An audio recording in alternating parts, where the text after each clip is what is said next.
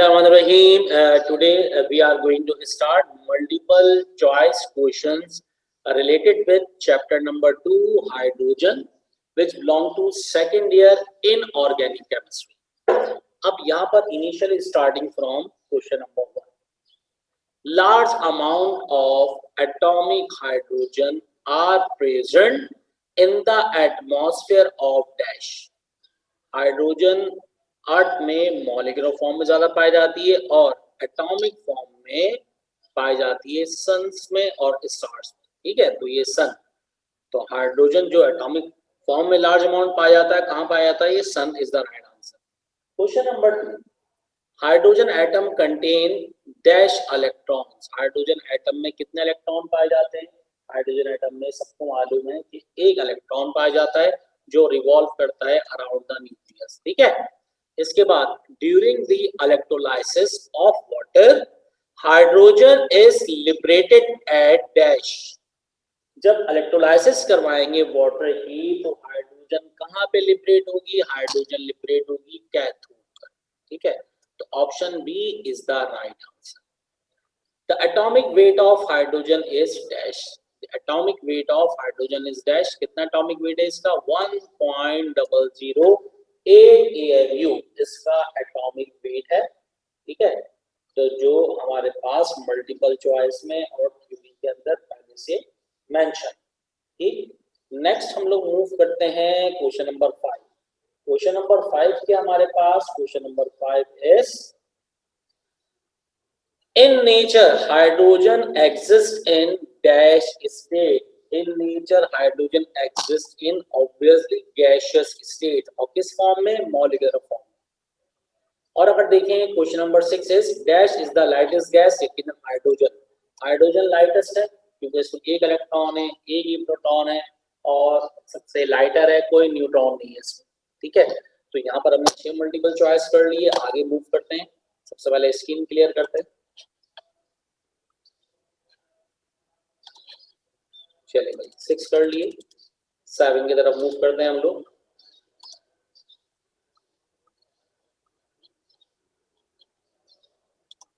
Question number 7, alkali metals. Question number 7 is alkali metals does not exist in dash. Alkali metal does not exist in dash, monoatomic, diatomic, triatomic और none of these.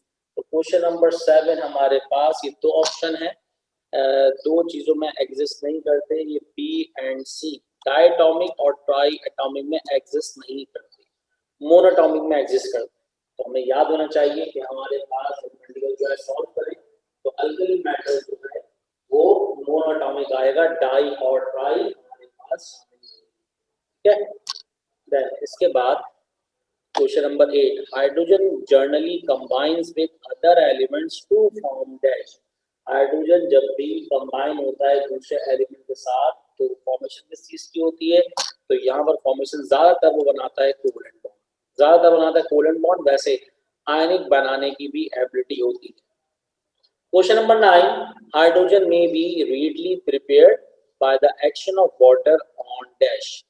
Hydrogen gas को ज्यादातर पानी के action से बनाते हैं तब, तो इसका राइट आंसर क्या हमारे पास? सोडियम। अगर सोडियम का रिएक्शन करवा दिया वाटर के साथ तो क्या बनेगा? Hydrogen gas. ठीक है, next question number 10, inorganic, in अलग है, ऑर्गेनिक अलग। Inorganic compound dash element is found in close association with hydrogen.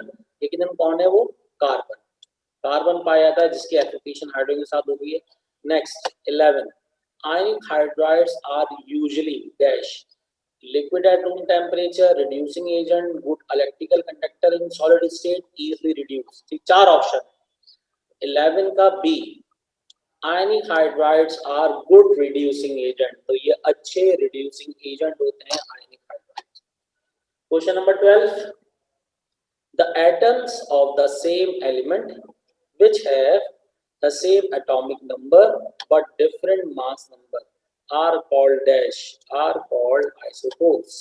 ठीक है, नेक्स्ट हमारे पास क्वेश्चन नंबर 13 में अब आगे बढ़ना पड़ेगा हमें। पहले जरा इसको हटाएं।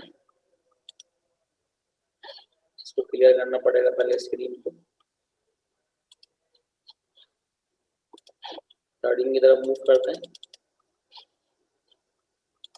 जी। 13, the difference in atomic weights or mass number of the atoms of the same element is due to dash, is due to different number of neutrons।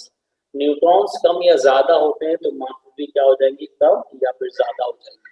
तो मास पर डिपेंड क्या कर रहा है भाई, न्यूट्रॉन डिपेंड कर रहे हैं। न्यूट्रॉन कम या ज्यादा होंगे तो मास, एटॉमिक मास कम या ज्यादा हो सकता है।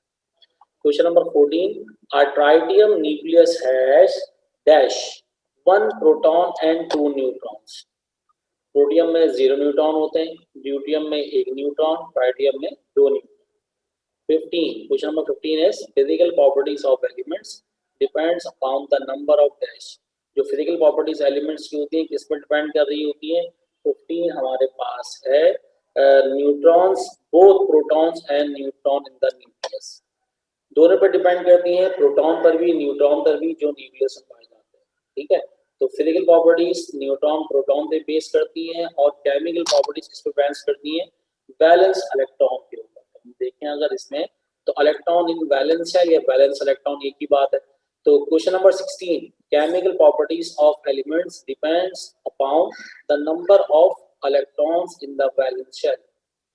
17 दोबारा रिपीट हो गया है शायद ये 17 हमारे पास है, chemical properties of element depend upon their dash. अब बात करें atomic number, atomic weight, volume की, तो यहाँ पर एटॉमिक वेट पे तो डिपेंड नहीं करती, एटॉमिक वेट पे डिपेंड करती है फिजिकल प्रॉपर्टीज, एटॉमिक नंबर पे डिपेंड करती है केमिकल प्रॉपर्टीज। एक आपके पास ऑप्शन और सही होना चाहिए कि एक मल्टीपल चॉइस और आ गया, इंपॉर्टेंट है।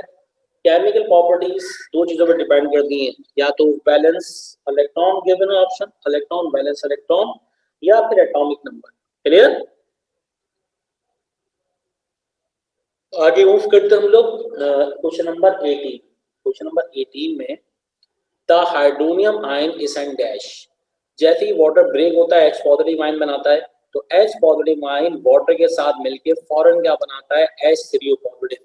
तो हाइड्रोजन आयन का फॉर्मूला क्या हो गया, H3O पॉजिटिव। तो option B is the correct answer for question number 18। 19 पर मूव करने से पहले इसको हमें क्लियर करना पड़ेगा। अब मूव करते हैं 19 पर।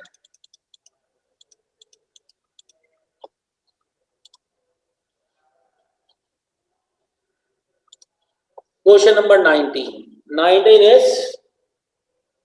hydrogen is a most important constituent of dash। hydrogen is a most important constituent of water। आसान सी बात।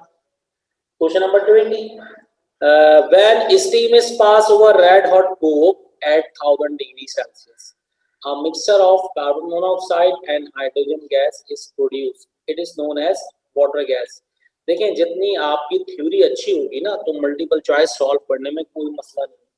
तो थ्योरेटिकल बैकग्राउंड आपका अच्छा है तो मल्टीपल चॉइस फौरन सॉल्व हो रहे हैं, कोई मसला ही नहीं है। ठीक है। 21 the most suitable process for the separation of carbon monoxide from water gas is Bosch process, chemical method। when steam is passes over iron at 500 degrees Celsius, magnetic oxide and hydrogen gas is produced, this process is called Bosch process। Bosch process एक suitable method है, ठीक है, for the separation of hydrogen. दूसरा कि Bosch method एक chemical method है जिसमें हम कार्बन मोनोऑक्साइड को कार्बन डाइऑक्साइड में कन्वर्ट कर लेते हैं और यहाँ पर कार्बन मोनोऑक्साइड की टॉक्सिसिटी प्रोड्यूस नहीं होती। आगे मूव करते हैं क्वेश्चन नंबर 23 की तरफ। 23, the presence of N acid of base renders water, the presence of N acid of base renders water. 23 का option A, good conductor of electricity. ठीक है, अगर पानी में एसिड या बेस होंगे तो फ्री आयंस प्रोड्यूस करेंगे, फ्री आयंस मिल जाएंगे तो करंट पास हो जाएगा। Question number 24, the process of loss of oxygen from a substance और addition of hydrogen is called reduction. तो हमें रिडक्शन पता होना चाहिए, लॉस ऑफ ऑक्सीजन हो या एडिशन ऑफ हाइड्रोजन हो तो ये क्या है हमारे पास, रिडक्शन। अब मूव करते हैं क्वेश्चन नंबर 25 की तरफ। ठीक है,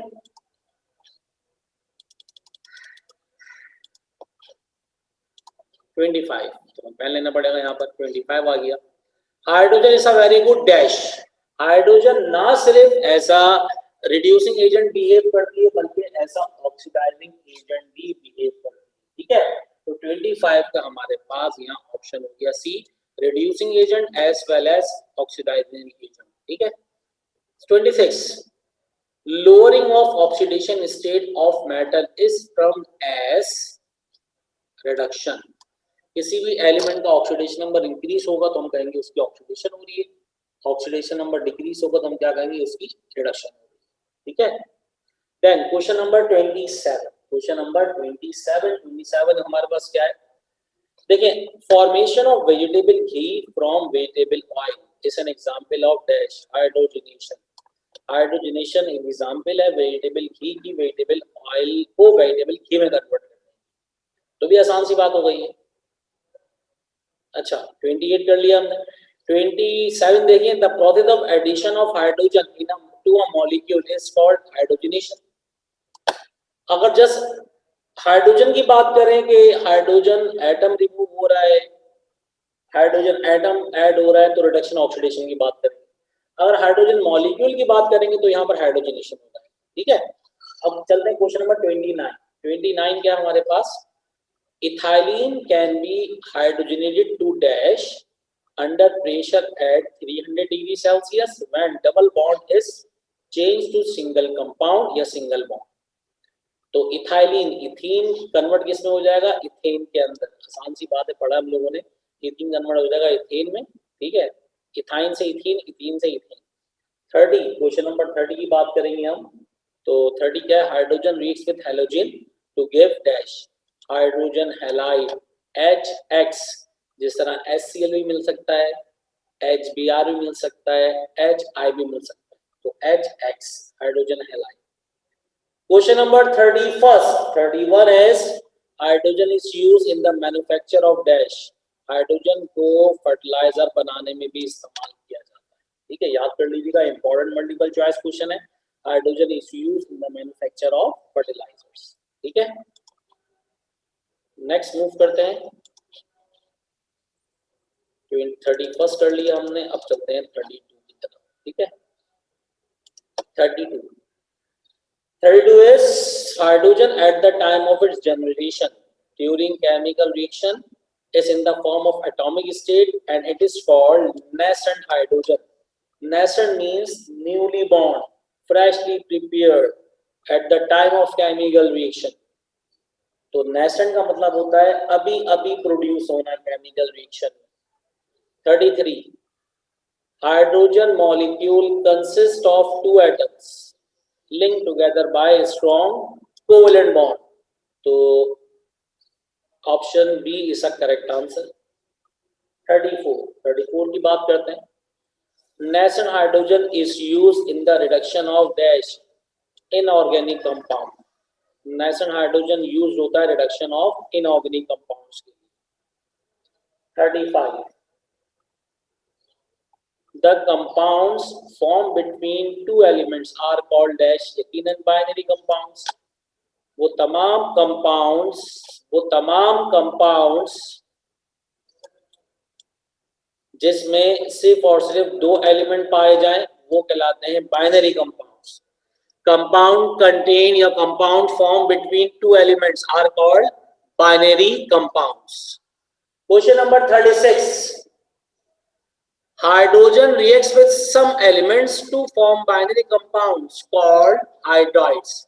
अब जो बाइनरी कंपाउंड है उसमें एक एलिमेंट हाइड्रोजन हो तो इसको हम क्या कहेंगे, हाइड्राइड्स। तो हाइड्राइड कैसे बनते हैं, अगर बाइनरी कंपाउंड हो और एक एलिमेंट हाइड्रोजन हो तो क्या बनेगा, हाइड्राइड्स। नेक्स्ट 37 हमारे पास क्या है, the hydrides form by transfer of electrons from electropositive metal to hydrogen are called dash are called ionic hydrides। 38 sodium hydride NaH is an example of ionic hydrides।